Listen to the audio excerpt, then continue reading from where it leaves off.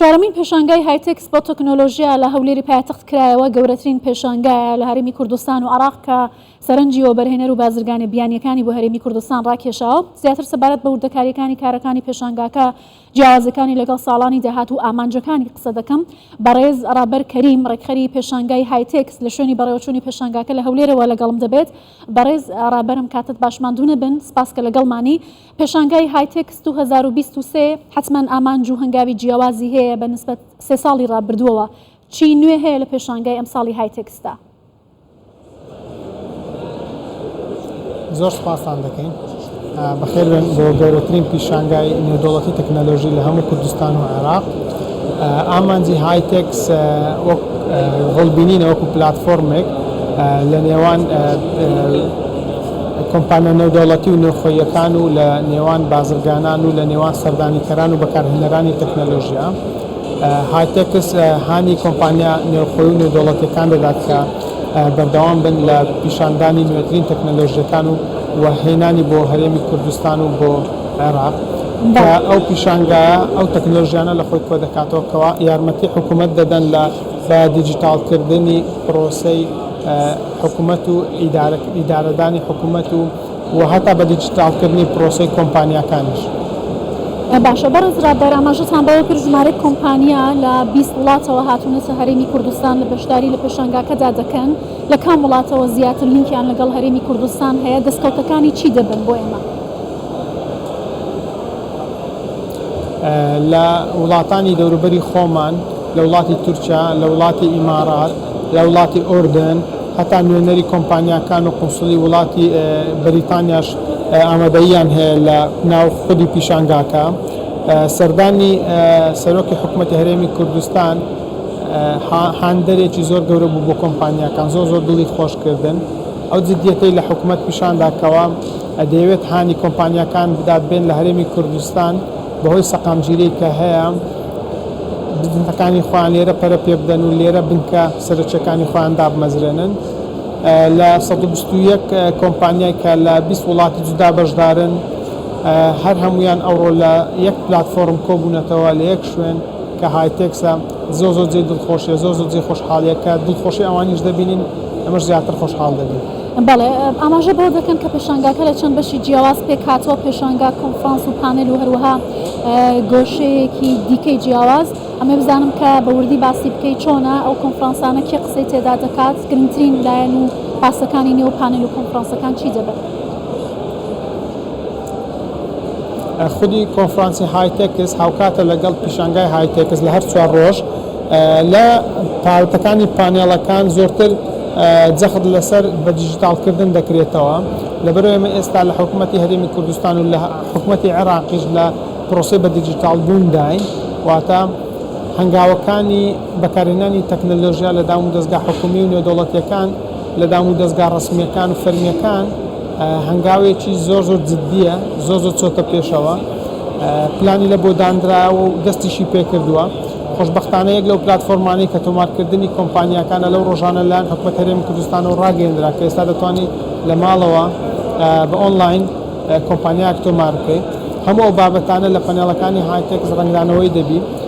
بانکی دیجیتالی کە ئێستا زۆر بابەتێکی گەرمی ڕۆژە، لەگەڵ هەبوونی کارتی نیشتیمانی دیجیتالی زۆر بابەتی دیجیتالکردن هەیە کە لە هایتێکس زەق دەکرێتەوە. دەمانوێت ڕۆشنبیری خەڵک بەرزکەینەوە لەسەری و هاوکاری حکوومەتیش بکەین لە گەیاندنی پەیامەکانی و لە ئاسانکردن و تێگەیشتنی خەڵکی لە چەمکی دیجیتال و لە چەمکی حکوومەتی ئەلکترۆنیک. بەڵێ بەڕێز ڕابەر، بەشداری گەنجانی هەرێمی کوردستان، کۆمپانیا ناوخۆیەکانی هەرێمی کوردستان لە پێشانگای ئەم ساڵدا چۆن دەبینن؟ کۆمەڵێک ئەستێرەی نوێ هەن بۆ داهاتووی هایتێکسی شەتوانن کاری لەسەر بکەن. ئایا ئەم بەشداریکی کاراوە لە چاو پێشبێنی و چاڕوانیەکانی پێشانگای هایتێکسە؟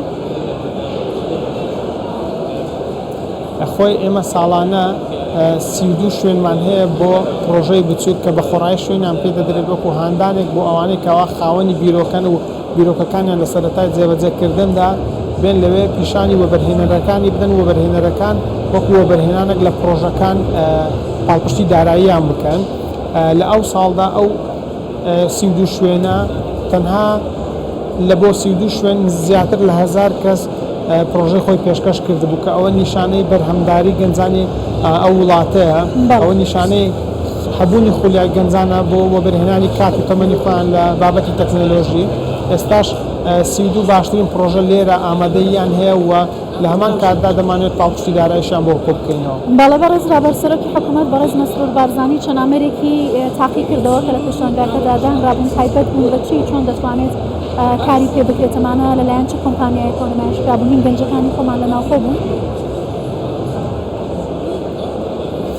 بەشێک لە کۆمپانیەکان ئامێری جودا و ئامێری تازەیان هێنایتە بازارەکە کە جەنابیان خۆشحاڵیەوە تاقی کردەوە و وەکو بەکارهێنەرێک سوودەکانی بینی و بەشێک لە گەنجەکانیش پرۆژەی زۆر جودایان هەبوو کە زۆر دڵی پێخۆش بوو لە کاتی سەردانەکە دانەدانە سەردانی کردن گرنگێکی زۆری پێدان وەکو پاڵپشتێک و هەندانێک لە بۆیان کەوا ئەو پامەی گەیان کە چەندە گرنگی بەتوانای گەنجان دەدات. بەڕاستی ئەوەش هەر ئامانجی هایتێکسە زۆر جێ خۆشی بوو لە بۆمان شتی جودایان کردی شتی نوێیان کردی کە خەڵک دەتوانن بێن بەخۆیان سەردانی بکەن لە نزیکەوە بیبینن. بەڕاستی شتی سوپرایزی تێدایە شتی داهێنانی وای تێدایە کەوا سێرت پێدە گەنجێکی کورد ئەو توانایی هەیە ئەو شتە دەکات.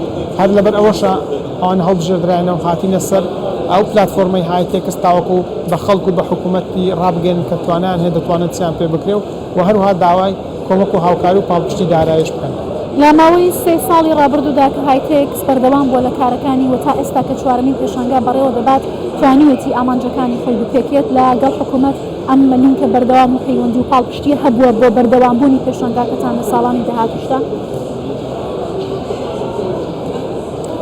بێگومان حکوومەتی هەرێمی کوردستان زۆر بە گرنگی سەیری هایتێکس دەکات. هایتێکس وەکو پرۆژەیەکی بازرگانی نابینێت. هایتێکس وەکو پرۆژەیەک و پلتفۆرمێک دەبینێت کە دەکرێت یارمەتی حکوومەت بدات لە بەرەو پێشبردننی کەرتی تەکنۆلۆژی لە سێکتەری حکومی و هەروەها لە سێکتەری کەرتی تایبەتیش. چکە ئەگەر دیقەت بدەین پرۆسەکان لە زۆربەی شوێنەکانی هەرێمی کوردستان لە کۆمپانیەکان و لە دام و دەستگا حکومیەکان بە قەڵەم کاغەز ئەنجام دەدرێن. پرۆسەی ڕۆتینی چەندین هەنگاوت پێویستە هەتاوەکو کارێک ئەنجام بدەیت جا لە کەرتی تایبەت بیان لە کەرتی گشتی بێت پێویستە پرۆسانە بە دیجیتالی بکرێن بە ئەلکترۆنی بکرێن. هایتێکس ئەو ئامانجە لە ڕووی ڕۆشنبیریەوە لەسەر ستێج ڕادەگەێنێت. کۆمپانیایەک دێنێت کە توانای جێبەجێکردنی ئەو شتەی هەیە لە کۆنفرانسەکان باسی دەکات و کۆمەڵک گەنجی ستارتەپیش دێنێت کە ئەوانیش هەمان توانیان تێدا هەیە. بەڕێز ڕابەر کەریم ڕێکخەری پێشانگای هایتێکس 2023 زۆر سپاس کە لەگەڵ کوردستان بچوار.